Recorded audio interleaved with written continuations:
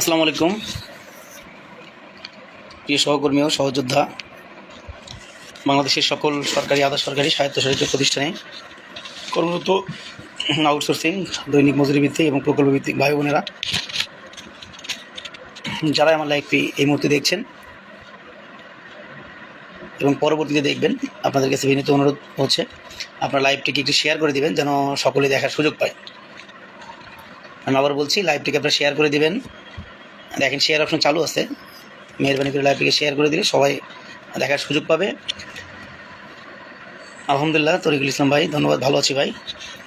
আসলে আজকে লাইভে আসার উদ্দেশ্য আসলে নতুন করে বলার কিছু নাই। আপনারা ইতিমধ্যেই সারাদিন অনেকেই আলহামদুলিল্লাহ ইনশাআল্লাহ এগুলো বলে বলে আপনারা সরকারের প্রশংসা করেছেন। আমি আসলে সেই বিষয় নিয়েই লাইভে কথা বলতে আসলাম। আপনারা দেখেছেন আমরা বিগত দিনে আন্দোলন সংগ্রাম নিয়ে যখন মাঠে ছিলাম, আমাদের দাবি ছিল, প্রথমত আমরা এক দফা দাবি দিয়ে কিন্তু আমাদের 17 আগস্ট আমরা শাহবাগ চত্বরে আমরা সমাবেশ করেছিলাম। পরবর্তীতে 19 অক্টোবরে কিন্তু আমরা এক দফা দাবিতেই শাহবাগ চত্বরে আমরা আবারও সমাবেশ করেছি। আমাদের দাবিটি ছিল আউটসোর্সিং নামক ঠিকাদারি প্রথা বিলুপ্ত করে স্ব প্রতিষ্ঠানে আমাদেরকে স্থায়ীকরণ করা অথবা জাতীয়করণ করা। পরবর্তীতে আমরা যখন উপলব্ধি করলাম যে আসলে স্থায়ীকরণ প্রক্রিয়াটি সরকারের জন্য একটু কঠিন এবং দীর্ঘমেয়াদী পরিকল্পনার অংশ, তখন কিন্তু আমরা নীতি নির্ধারক যারা আছি আমরা সবাই মিলে কিন্তু আলোচনা করে আমরা আমাদের দাবির জায়গা থেকে আমরা ঠিক করলাম যে আমরা সরাসরি স্থায়ীকরণ বা জাতীয়করণ না আছে, আমরা ঠিকাদার ব্যতীত সরাসরি প্রতিষ্ঠানের মাধ্যমে আমরা নিয়োগ চাইব। সেখান থেকে কিন্তু আমরা এক দফাই ছিল আমাদের যে ঠিকাদারি প্রথা বিলুপ্ত করতে হবে, অর্থাৎ কোনো ক্রমেই আমাদের নিয়োগ প্রক্রিয়ার মধ্যে ঠিকাদার নামক যে মধ্যস্বত্ব ভোগী, সেই মধ্যস্বত্ব ভোগীকে আসলে রাখা যাবে না। এটাই ছিল আসলে আমাদের মূল দাবির জায়গা। এর সাথে আমরা আরও কিছু বিষয়কে সংযুক্ত করে দিয়েছিলাম। যেমন আমরা বেতন আমরা 30,000 টাকার কথা বলেছিলাম। আমাদের দাবি ছিল মাতৃত্বকালীন ছুটি সহ সাধারণ ছুটির কথা আমাদের বলা ছিল, ইনক্রিমেন্টের কথা বলা ছিল, অর্থাৎ 6 মাস পর পর যেন আমাদের বেতন বৃদ্ধি হয়। আমাদের পেনশনের কথা বলা ছিল, বিমার কথা বলা ছিল, আমাদের কল্যাণ তহবিলের কথা বলা ছিল। যা হোক, আমরা বিভিন্ন বিষয় নিয়ে আমরা কিন্তু সরকারের সাথে বিভিন্ন সময় আসলে মিটিং করেছি, আমাদের দাবিগুলো উপস্থাপন করেছি। আপনারা দেখে থাকবেন বিগত দিনে সরকারের পক্ষ থেকে আমাদেরকে কিন্তু আশ্বস্ত করা হয়েছিল। আমরা যখন প্রথম 17 আগস্ট মাননীয় প্রধান উপদেষ্টার বাসভবনে গিয়েছিলাম, ওনারা কিন্তু আমাদের দাবিকে যৌক্তিক বলেছিলেন এবং বলেছিলেন যে আপনাদের দাবি যৌক্তিক সময়ের মধ্যে আপনাদের দাবিকে আসলে বাস্তবায়ন করা হবে। আমরা আশা করে সেখান থেকে চলে এসেছিলাম। পরবর্তীতে 19 অক্টোবর যখন আমরা আবারও আন্দোলন করলাম, সেখান থেকে কিন্তু আমাদের দাবিকে যৌক্তিক বলে আবারও বলেছিলেন যে আমাদের কাজ নাকি চলমান এবং খুব দ্রুত সময়ের মধ্যে আমাদের দাবিটি আসলে বাস্তবায়িত হবে। পরবর্তীতে আমরা দেখলাম লম্বা মাস, অর্থাৎ 3 থেকে 4টি মাস আমরা আর আন্দোলন সংগ্রাম নিয়ে আসলে মাঠে দাঁড়াতে পারলাম না। এর জন্য আপনারা দেখে থাকবেন যে আমাদের মধ্যে দুটা মত ছিল। একটা মত হচ্ছে যে আমাদের কিছু ভাইরা তারা মনে করেছিলেন যে আন্দোলন সংগ্রাম নিয়ে এই মুহূর্তে আসলে মাঠে নামা যাবে না, নামলে হয়তো সরকার পক্ষ আমাদের দাবিটি বাস্তবায়ন করবে না। পক্ষান্তরে আরেকটি পক্ষ তারা মনে করেছিল যে আন্দোলন সংগ্রাম মাঠে রাখলে সরকার আমাদের বিষয়গুলো দ্রুত সময়ের মধ্যে সমাধান করবে। তো এই দুইটা মতপার্থক্যের কারণে কিন্তু আমরা 3 থেকে 4টা মাস আন্দোলন সংগ্রাম নিয়ে আসলে মাঠে থাকতে পারিনি। পরবর্তীতে কিন্তু আমরা দেখলাম যে যে দলটি আসলে আশঙ্কা করেছিল যে দাবি দাওয়া নিয়ে মাঠে না থাকলে, অর্থাৎ আন্দোলন সংগ্রাম মাঠে না রাখলে আসলে সরকার পক্ষও আমাদের বিষয়গুলোকে খুব জোরে সোরে আসলে আমলে নেবে না, আমাদের বিষয়গুলো খুব দ্রুত সময়ের মধ্যে সমাধান করার জন্য পদক্ষেপ নেবে না।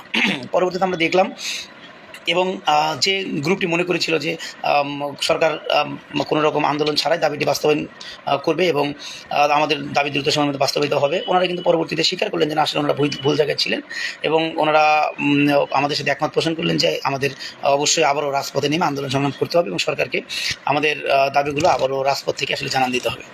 সেই জায়গা থেকে আমরা দুটি পক্ষ একত্রিত হয়ে তোমরা যা কিছু খাবার নিয়ে এসে, সমস্যা নেই, ইলিশ খিচুড়ি। এই রবিন,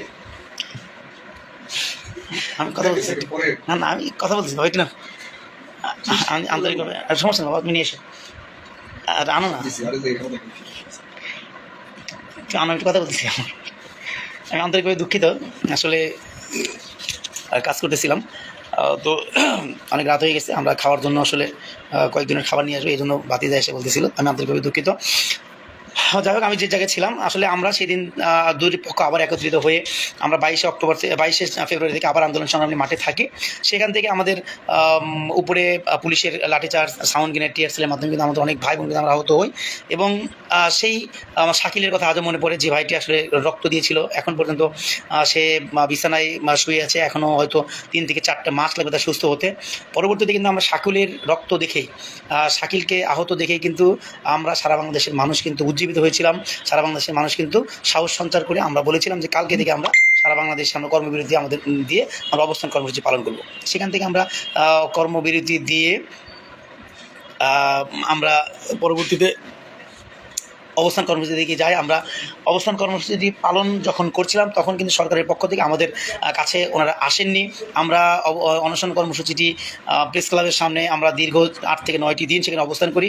অবস্থান করার পরে আমরা 5ই মার্চ আমরা আমাদের আন্দোলনকে কনভার্ট করে আমরা শ্রমভবনের সামনে যাই। সেখান থেকে 6 তারিখে আমাদের শ্রম সচিব মহোদয় আসেন আমাদের মাঝে, এসে উনি ঘোষণা দেন যে আমাদের বেতন 30,000 টাকা করা হবে, আমাদের বোনাস দেওয়া হবে, আমাদের কল্যাণ তহবিলের অংশ আমরা পাবো।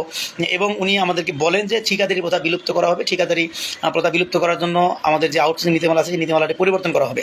এবং উনি কিন্তু পরিষ্কারভাবে বলেন যে নীতিমালা পরিবর্তন করার জন্য অর্থ মন্ত্রণালয় একটা কমিটি গঠন করবে। সেখানে শ্রম মন্ত্রণালয় এবং আমরা যারা শ্রমিক প্রতিনিধি আছি, আমরা কর্মচারী প্রতিনিধি আছি, তাদের পক্ষ থেকে 5 জনকে নিয়ে, অর্থাৎ শ্রম মন্ত্রণালয়, অর্থ মন্ত্রণালয় এবং আমাদের সমন্বয়ে একটা টেকনিক্যাল কমিটি হবে। সেই টেকনিক্যাল কমিটি আলাপ আলোচনা করে এই নীতিমালাকে পরিবর্তন করবেন এবং নীতিমালা পরিবর্তন করে আমাদের ঠিকাদারি প্রথা, অর্থাৎ ভোগীতে ঠিকাদারি প্রথা আছে, এই প্রথাটাকে আমরা বিলুপ্ত করবেন। অর্থাৎ ঠিকাদার ব্যতীত সরাসরি আমাদেরকে প্রতিষ্ঠানের মাধ্যমে নিয়োগের যে বিধান, সেই বিধান জারি করবেন।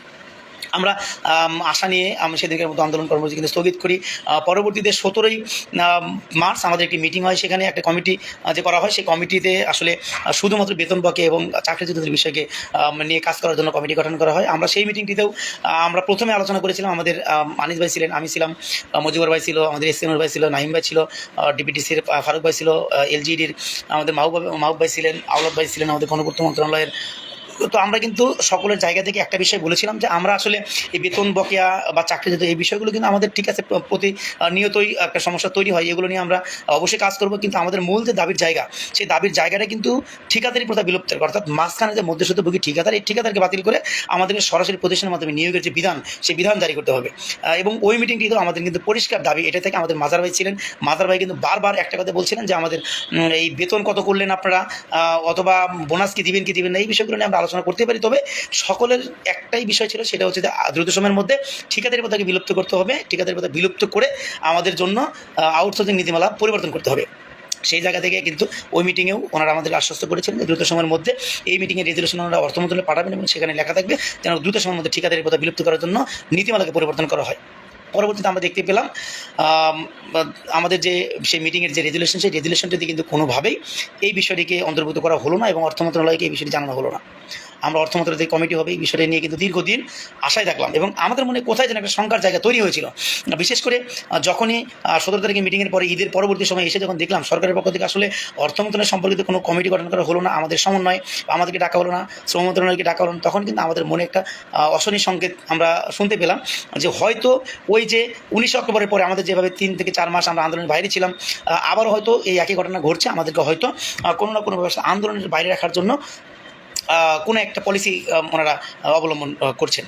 অর্থাৎ যখনই আমরা দেখছি যে অর্থ মন্ত্রণালয় আমাদেরকে সাথে নিয়ে মিটিং করছে না বা আমাদেরকে কমিটির অন্তর্ভুক্ত করছে না, তখনই কিন্তু আমরা আমি আমার জায়গায় কিন্তু বারবার বলছিলাম যে যদি অর্থ মন্ত্রণালয় আমাদেরকে ছাড়াই কোনো সিদ্ধান্ত নেয় তাহলে কিন্তু ঠিকাদারি প্রথা রেখে দেওয়ার একটা সম্ভাবনা আছে।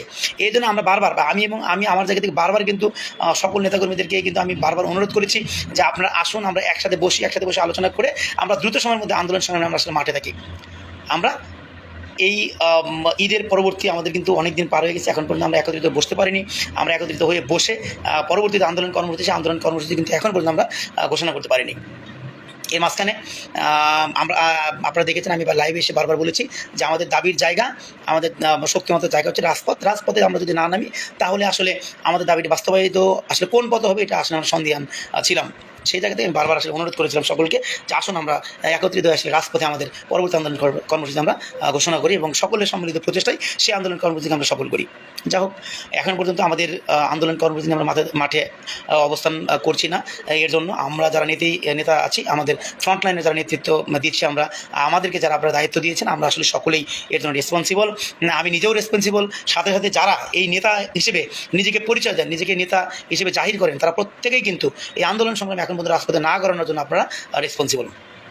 যাই হোক, আজকে আমরা দেখতে পেলাম হঠাৎ করেই একটা প্রেস রিলিজ আমরা দেখতে পেলাম আমাদের মাননীয় চিফ অ্যাডভাইজার মহোদয়ের ভেরিফাইড ফেসবুক পেজে। সেখানে প্রেস রিলিজ আমরা দেখতে পেলাম এবং পরবর্তীতে আমরা দেখতে পেলাম যে প্রজ্ঞাপনের মতো করে একটা প্রজ্ঞাপন আমরা দেখতে পেলাম আমাদের বাংলাদেশের বহুল প্রচারিত ইলেকট্রিক মিডিয়া চ্যানেল আই এবং পরবর্তীতে আমরা দেখতে পেলাম যে মাছরাঙ্গা টেলিভিশন, ইন্ডিপেন্ডেন্ট টেলিভিশন, তারা কিন্তু খুব ফলো করে প্রচার করছেন যে আউটসোর্সিং কর্মচারীদেরকে নিয়ে সরকারের পক্ষ থেকে একটি নীতিমালা প্রণয়ন করা হলো এবং সেই নীতিমালা আমাদের মাননীয় প্রধান উপদেষ্টা মহোদয় পয়লা বৈশাখের উপহার হিসেবে জাতিকে দিলেন। আমি প্রাথমিকভাবে আসলে বলতে চাই, আমাকে অনেকেই ফোন দিয়েছে, অনেক সাংবাদিক ভাইরা ফোন দিয়েছেন, আমার প্রতিক্রিয়া জানতে চেয়েছেন। আমি কিন্তু সাংবাদিক ভাইরা ফোন দেওয়ার আগেই কিন্তু আমার প্রতিক্রিয়াটি আমি জানিয়েছি ফেসবুক পোস্টের মাধ্যমে। আমি আপনাদেরকে বলতে চাই, আপনারা দেখে থাকবেন, আমি ফেসবুক পেজে কিন্তু পোস্ট করেছি। সেখানে কিন্তু আমি পরিষ্কার বলেছি যে যতক্ষণ পর্যন্ত ঠিকাদার রেখে প্রজ্ঞাপন জারি করা হবে, ঠিকাদার রেখে আমাদেরকে সকল সুযোগ সুবিধা আপনি দেন, যদি ঠিকাদার থাকে তাহলে কোনোভাবেই আমরা এই প্রজ্ঞাপনকে বা সরকারের এই সিদ্ধান্তকে আমরা শতভাগ সমর্থন করতে পারি না। অর্থাৎ আমাদের দাবি যতক্ষণ পর্যন্ত ঠিকাদারি প্রথা বিলুপ্ত করে সরাসরি প্রতিষ্ঠানের মাধ্যমে নিয়োগের বিধান রেখে পরিপত্র জারি করা না হবে, ততক্ষণ পর্যন্ত আমরা যারা এই আন্দোলন সংগ্রামে নেতৃত্ব দিচ্ছি তারা কোনোভাবেই এই সিদ্ধান্তকে আমরা সাদরে গ্রহণ করতে পারি না। এরপরেও যেহেতু একটা প্রজ্ঞাপন হয়েছে, আমরা প্রজ্ঞাপনটি আজকে আমরা হয়তো প্রপারলি হাতে পাইনি, আমরা কাল অথবা পরশুদিন এই প্রজ্ঞাপন পাবো। প্রজ্ঞাপন পাওয়ার পরে আমাদের সংগঠনের আইন বিষয়ক উপদেষ্টা আছেন, আমাদের সকলের সম্মানিত মাহবুব রহমান ইসমাইল ভাই, আমরা ওনাকে নিয়ে বসবো এবং আমাদের যে সকল নেতৃবৃন্দ আছেন আমরা সকল নেতৃবৃন্দকে নিয়ে বসবো। এই নীতিমালায় আমাদের জন্য কী কী রাখা হলো, সেগুলো আমাদের জন্য কতটুকু মঙ্গলজনক হলো এবং এই নীতিমালার আমরা এই নীতিমালা হওয়ার কারণে আমাদের কী কী স্বার্থ আমাদের ক্ষুণ্ণ হলো, কী কী স্বার্থ আমরা পেলাম, এই বিষয়গুলো আমরা পুঙ্খানুপুঙ্খভাবে পর্যালোচনা করার পরে আমরা আমাদের সংগঠনের পক্ষ থেকে, বাংলাদেশ আউটসোর্সিং কর্মচারী ঐক্য পরিষদের পক্ষ থেকে আমরা ফরমালি, অর্থাৎ সাংবাদিক সম্মেলন করে হলেও অথবা সাংবাদিকদের যে কোনোভাবে অথবা আমরা প্রেস লিস্টের মাধ্যমে হোক, আমরা যে কোনোভাবে আমরা আমাদের প্রতিক্রিয়া আমরা ব্যক্ত করব। তবে প্রাথমিকভাবে আমরা ততটুকু দেখেছি, সেখানে আউটসোর্সিং যে নীতিমালাটি প্রণয়ন করেছে সরকার, সেখানে ঠিকাদার থাকবে কি থাকবে না এই বিষয়টি নিয়ে কিন্তু একটা শব্দ সেখানে উল্লেখ করা হয়নি। অর্থাৎ ঠিকাদারের বিষয়টা কিন্তু এখানে টোটালি আপনার হিডেন রাখা হয়েছে। এখন আমরা এই হিডেন শব্দটার মানে কী ধরে নিব, ঠিকাদার কি থাকবে নাকি ঠিকাদার থাকবে না, এই বিষয়গুলো আমরা বুঝবো তখনই যখন আমরা পূর্ণাঙ্গ প্রজ্ঞাপন যখন হাতে পাবো। সেই প্রজ্ঞাপন আমরা হাতে নিয়ে আমাদের আইন বিষয়ক উপদেষ্টা মহোদয়ের সাথে বসবো, আমাদের সকল নেতৃবৃন্দ সেখানে থাকবেন, আমরা চুলচেরা বিশ্লেষণ করে আমরা এর পরবর্তীতে আমাদের যে প্রতিক্রিয়া, সেই প্রতিক্রিয়া আমরা ব্যক্ত করব।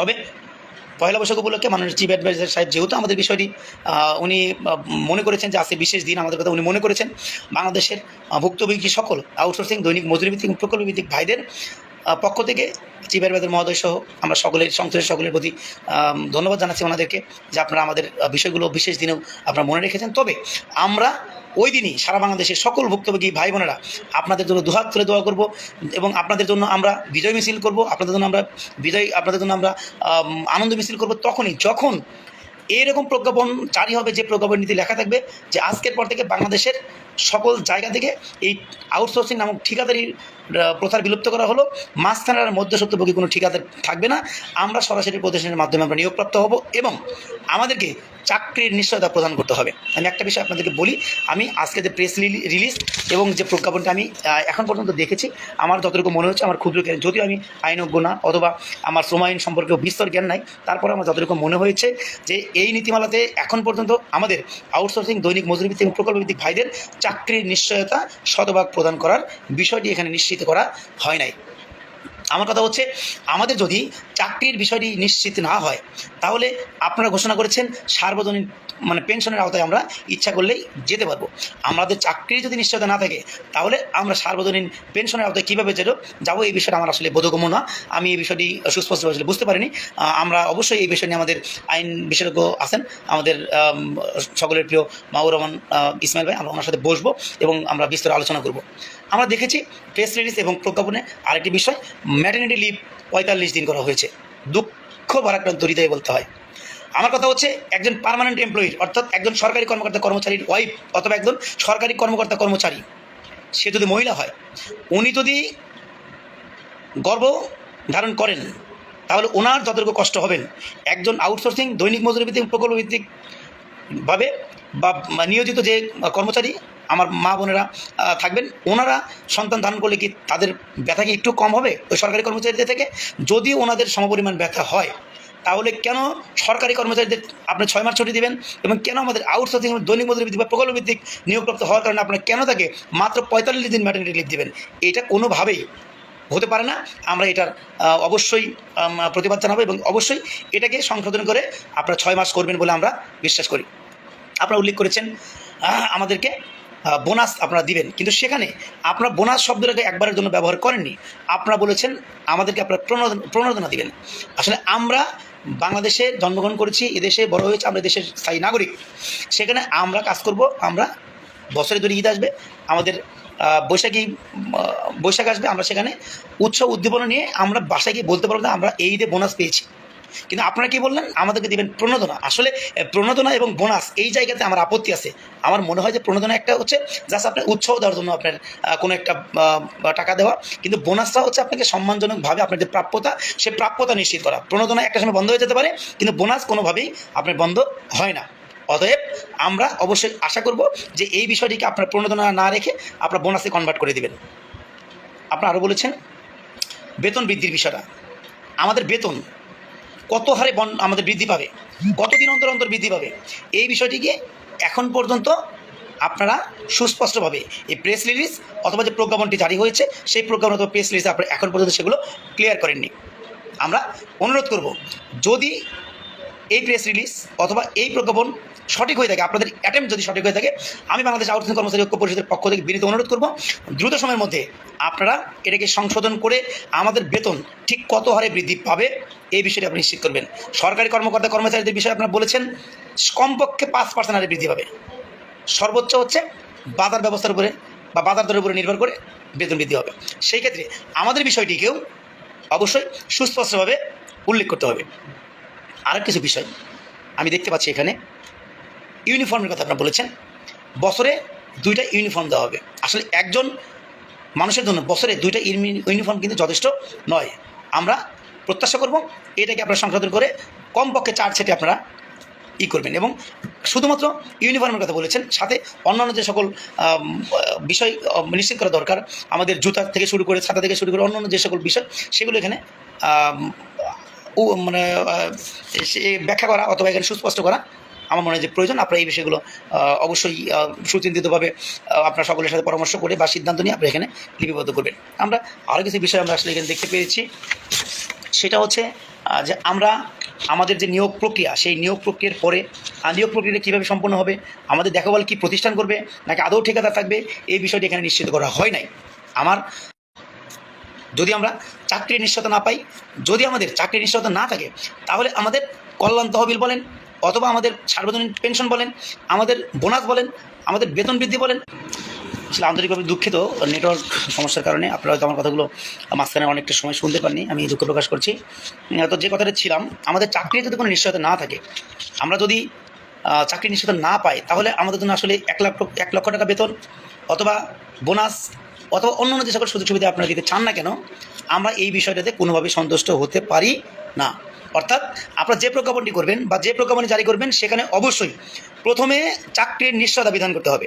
আমার একজন ভাই বোনের যেন চাকরি চলে না যায় এই বিষয়টা আপনাদেরকে স্পষ্ট করতে হবে এবং আমাদের নিয়োগ প্রক্রিয়া কীভাবে সম্পন্ন হবে সেটাও সুস্পষ্ট করতে হবে। আমরা কোনোভাবেই ঠিকাদারের মাধ্যমে নিয়োগপ্রাপ্ত হতে চাই না, আমাদেরকে সরাসরি প্রতিষ্ঠানের মাধ্যমে নিয়োগ প্রদানের বিধান এই প্রজ্ঞাপনে উল্লেখ থাকতে হবে।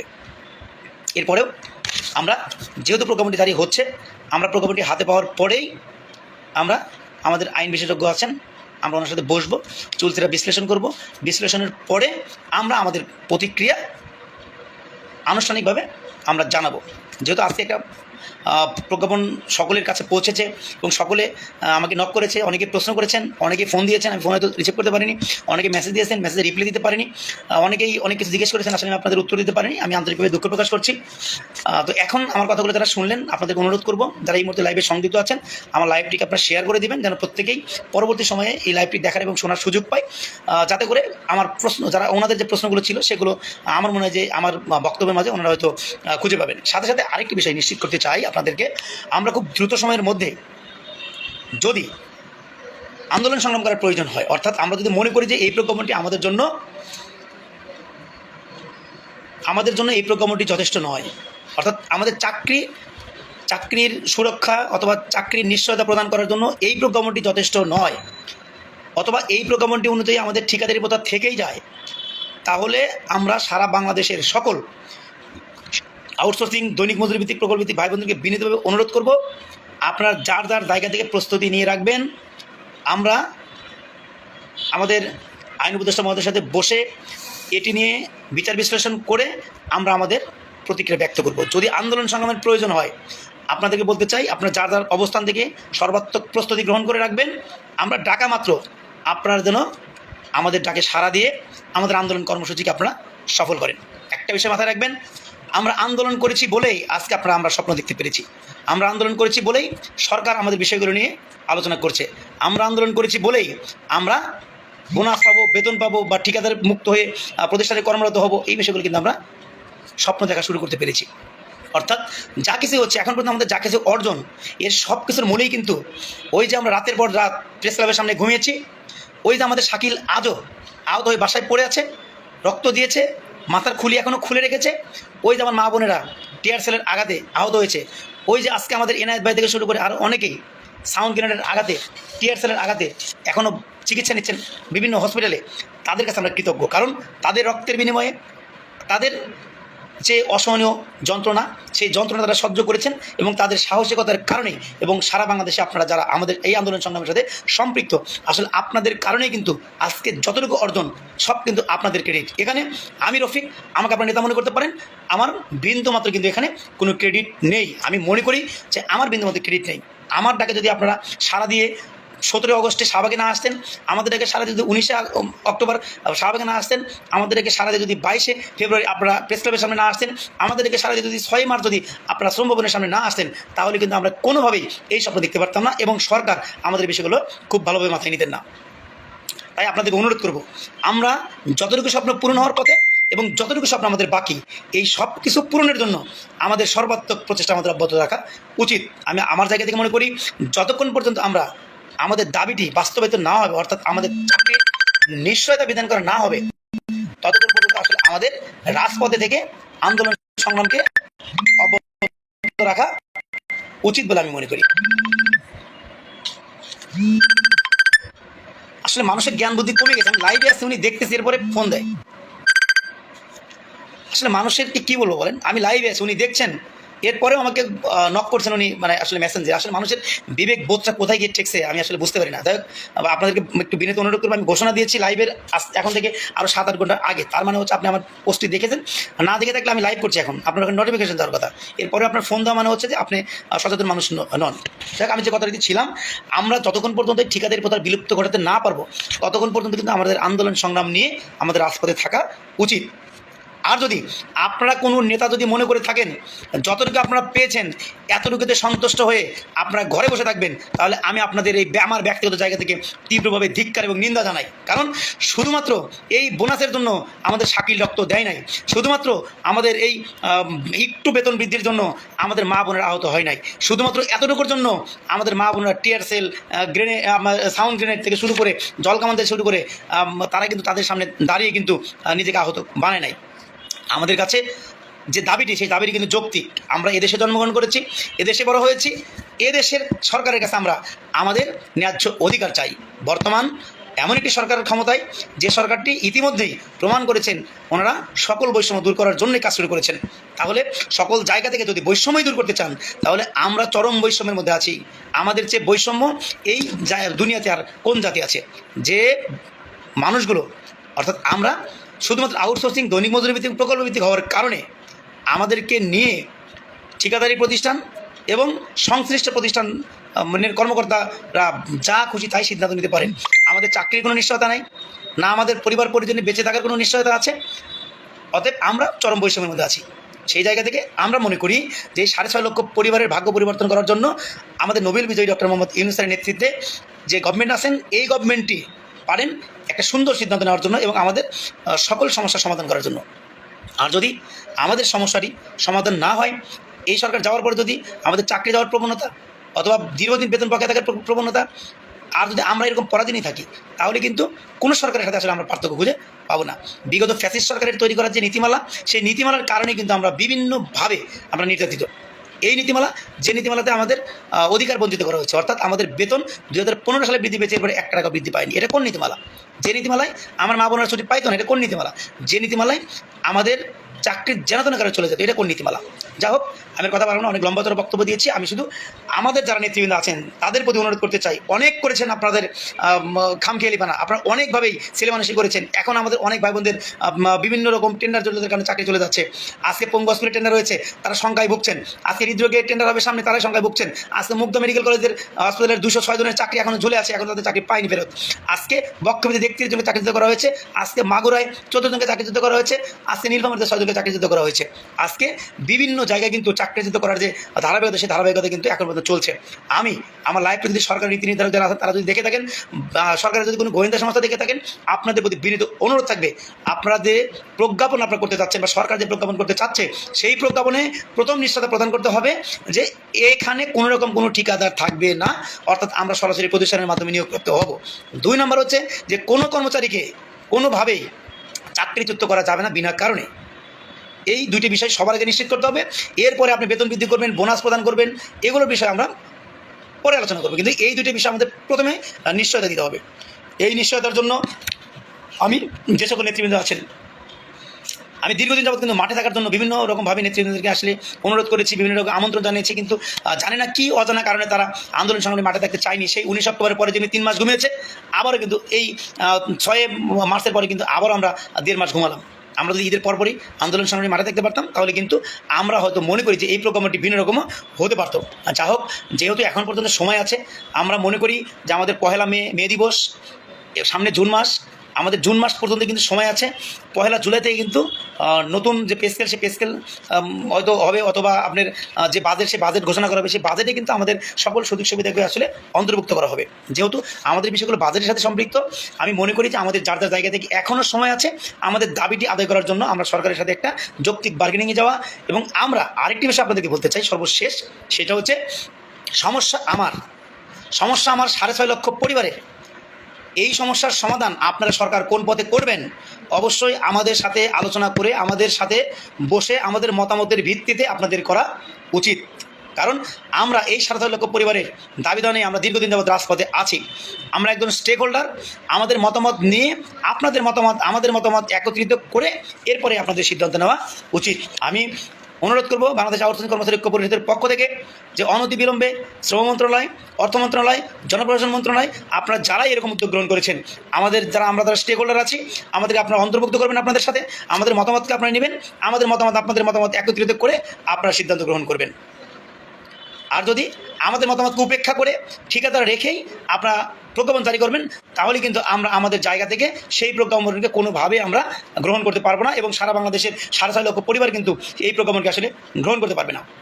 সবশেষে আরেকটি বিষয় আমি বলতে চাই, যে প্রজ্ঞাপনটি করেছেন সেই প্রজ্ঞাপনটি শুধুমাত্র আউটসোর্সিং কর্মচারীদের কথা এবং কর্মকর্তাদের কথা বলা আছে।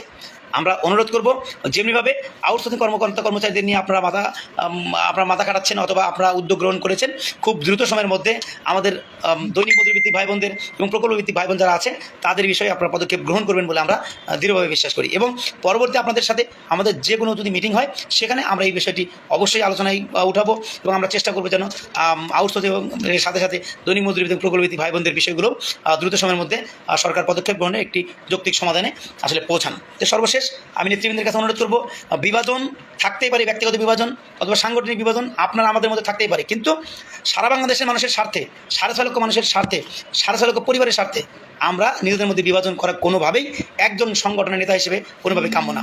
আপনাদেরকে অনুরোধ করব যে আসুন আমরা যার যার জায়গা থেকে পদক্ষেপ গ্রহণ করি, আমরা উদ্যোগী হই, একত্রিত বসি, আমাদের সকলের প্রিয় মাহবুব রহমান ইসমাইল ভাইয়ের সাথে আমরা বসে আজকের যে প্রজ্ঞাপন বা প্রেস রিলিজ এগুলো নিয়ে আমরা চুক্তিটা বিশ্লেষণ করি, বিশ্লেষণ করার পরে আমাদের পরবর্তী করণীয় আমরা নির্ধারণ করি।